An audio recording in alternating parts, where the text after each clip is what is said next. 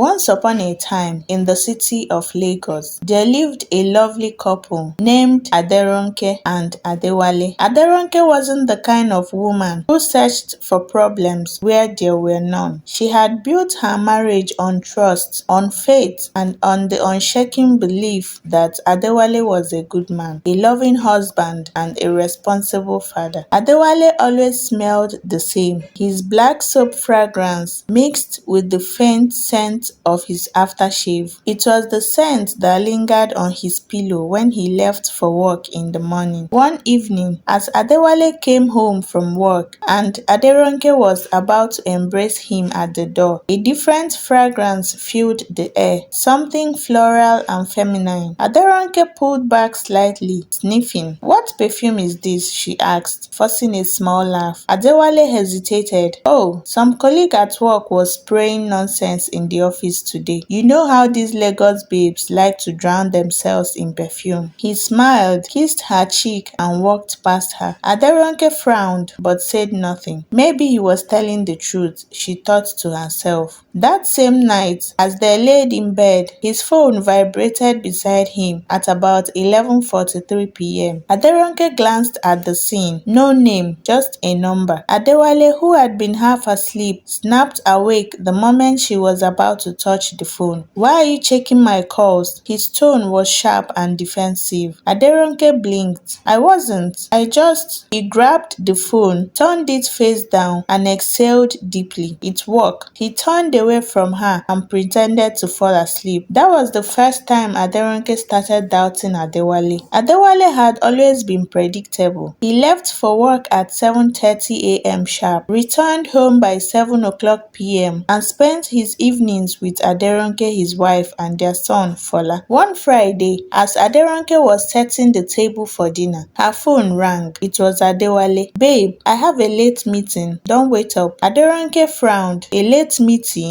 On a Friday? It's urgent. Management needs us to go over some reports before Monday." She wanted to question it, but she didn't want to seem paranoid, so she simply said, "Okay, be safe." The next day, while scrolling through Instagram, she saw something shocking. It was a post from one of Adewale's colleagues, a group photo at a fancy restaurant. The caption read, "Friday night out with the work gang. No better way to end the week." Aderonke's heart slammed against her ribs. She zoomed in. There, at the edge of the picture, was Adewale. He wasn't in a meeting as he had told her the previous day. He was out drinking, laughing, and dining with friends. And sitting dangerously close to him was a woman in a tight dress, her body angled towards him, her hand resting too casually on the table between them. Aderonke's stomach twisted into a knot. He had lied. But why? She didn't confront him immediately. Instead, she started watching and observing him. One evening, as she was tidying the bedroom, she found a small black box placed in the corner of Adewale's wardrobe. Her heart skipped. Was he planning a surprise for her? She smiled to herself. Maybe she had been overthinking things. Maybe he was just being secretive because he wanted to make their anniversary special. Inside the velvet-lined box was a delicate gold bracelet with an initial which isn't hers. A bracelet she had never seen before. The reality hit her so hard. Adewale was cheating on her, and he wasn't even trying to hide it anymore. That night, she lay beside him in bed, staring at the ceiling, her mind racing. She thought of the perfume, the late night calls, the lies about work meetings, the Instagram photo, the bracelet meant for another woman. It was no longer suspicion, it was fact. Aderonke closed her eyes. A single tear slipped down her cheek. She wasn't just dealing with betrayal, she was dealing with the slow, excruciating death of love. The last straw that broke the camel's back was the message from Teniola, her hair plug. At first, she ignored the message. She wasn't ready to acknowledge it. But when she finally summoned the courage to open it, her world collapsed. Toniola wrote, "Your husband has been playing you, sis. Be careful." Attached were pictures of Adewale at a rooftop bar, his head tilted towards a woman with caramel skin and full red lips. Aderonke's fingers tightened around her phone. It was real. It was undeniable. Her hands shook. She had wasted 6 years on a man who didn't deserve her, a man who smiled in her face and kissed another woman behind her back. Aderonke was many things, but she was not a fool. That night, she sent Fola, her son, to her mother's house, grabbed her car keys, and drove to Victoria Island. She wasn't going to call. She wasn't going to text. She was going to catch him in the act. So off she went. The hotel was luxurious, quiet, and discreet. Aderonke stepped into the marble-floored lobby, her heart pounding in her chest. The receptionist greeted her with a professional smile. "Good evening, ma'am. How may I assist you?" Aderonke's lips curled into a smile, but her eyes were ice cold. "I need a key to room 207, she said smoothly. The receptionist hesitated. "I'm sorry, but we can't. My husband is in there. Would you prefer I cause a scene instead?" The receptionist froze. After a moment's hesitation, she reached under the counter, retrieved a key card, and slid it across the desk. Aderonke snatched it up. She took the elevator to the 7th floor. The hallway was silent. Then she reached room 207. She could hear muffled laughter, a woman's voice, Adewale's deep chuckle. Her blood boiled. She swiped the key card. The lock beeped. With one push, the door swung open, and there they were. Adewale was shirtless, sitting at the edge of the king-sized bed. The woman, the mistress, was in nothing but a silk robe, holding a wine glass. They both froze. Adewale's eyes widened in horror. Aderonke stepped inside, shutting the door behind her. The silence suffocated the room. Aderonke didn't blink. "Wow," she murmured. "So this is where all the late-night meetings happen." Adewale stood abruptly. "Ronke, Shut up!" Her voice cut through the room like a blade. Adewale flinched. She turned to the mistress, eyes burning. Do you know who I am?" The woman swallowed. Before anyone could react, she grabbed a half-full bottle of champagne from the nightstand and flung it. The mistress shrieked as the bottle shattered against the wall, splashing everywhere. "You whore!" Aderonke screamed. "You thought I wouldn't find out? That I wouldn't see the messages, the pictures?" The woman scrambled off the bed, grabbing her clothes. "I didn't know he was married," she stammered. Aderonke laughed bitterly. "Liar!" Adewale stepped in front of her. "Ronke, please, let's talk." "You want to talk?" Aderonke's hand trembled with rage. "Did you talk to me before you brought another woman into our marriage? Did you talk to me before you lied to my face every night?" Adewale opened his mouth, then shut it. There was no excuse. Aderonke let out a shaky breath. "You are disgusting," her voice cracked. "You had a home, a family, and for what? Cheap thrills?" Adewale reached for her. "Ronke," she slapped him. The sound echoed in the room. Adewale stumbled back, holding his cheeks,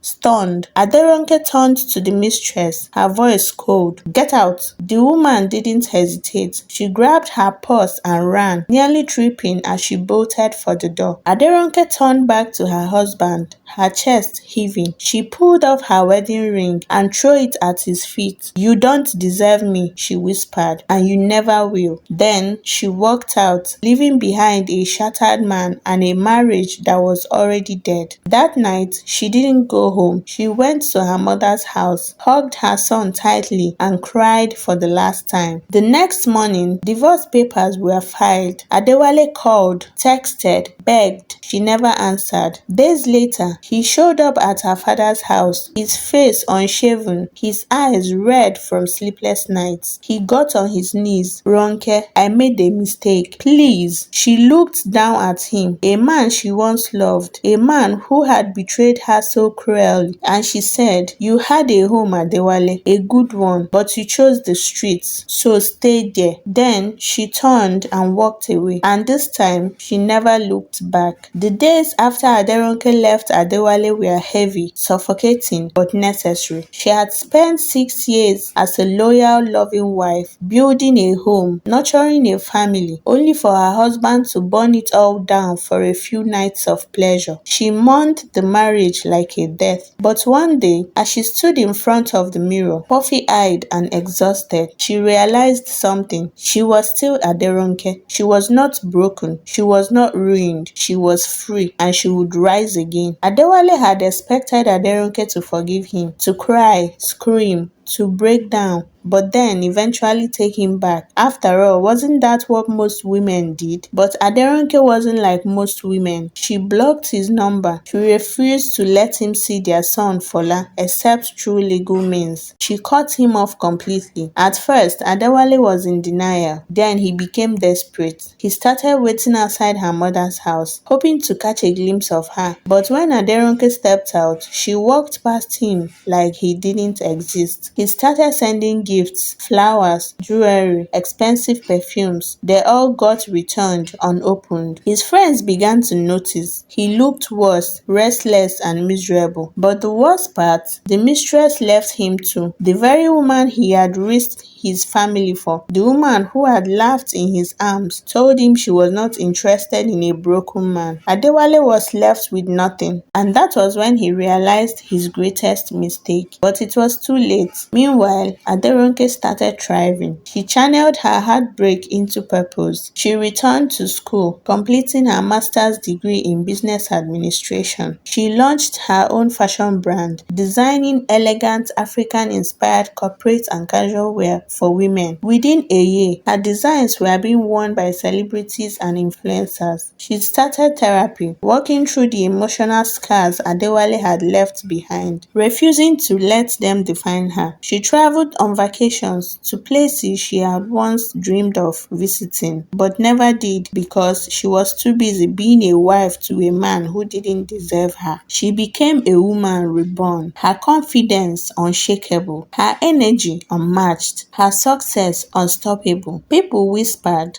is this not the same woman Adewale left? Look at her now. See as she's fine. See as she dey glow. And the best part, she was happy. One evening, at a high-profile networking event for entrepreneurs, she met Toby. Toby was intelligent, kind, with a quiet confidence that made her stomach flutter. Unlike Adewale, he didn't try to impress her with empty words or fake promises. He listened, he respected her dreams, he adored her son. For the first time in years, Aderonke felt what she had long forgotten, the feeling of butterflies in her stomach. But this time, she didn't rush. She took her time, letting him earn her trust, her love, and he did every single day. Few years after their divorce, Aderonke was at a charity gala, giving a speech about empowering women in business. She was radiant, dressed in a stunning gown, her skin glowing, her confidence unshakable. Then across the room she saw him, Adewale. He looked worn, aged, and regretful. Their eyes met. For a moment, pain flickered across his face. Then he started walking towards her. Aderonke, please. But before he could say another word, Toby appeared at her side, sliding an arm around her waist. Babe, is everything okay? He asked, his voice smooth and protective. Adewale froze. Aderonke smiled, a smile of victory, of freedom. She turned to Toby. Yes, my love, everything is perfect. And then, without another glance at Adewale, she took Toby's hand, turned around, and walked away, leaving Adewale drowning in his own regrets. Few months later, Aderonke married Toby in a beautiful Yoruba ceremony. Fola stood beside her, holding the rings, beaming with pride. As she looked around at her son, at the man who truly loved her, at the life she had built on her own terms, she felt nothing but peace because she had learned something priceless. A woman's worth is never defined by a man's mistakes, and the best revenge was striving, and she did.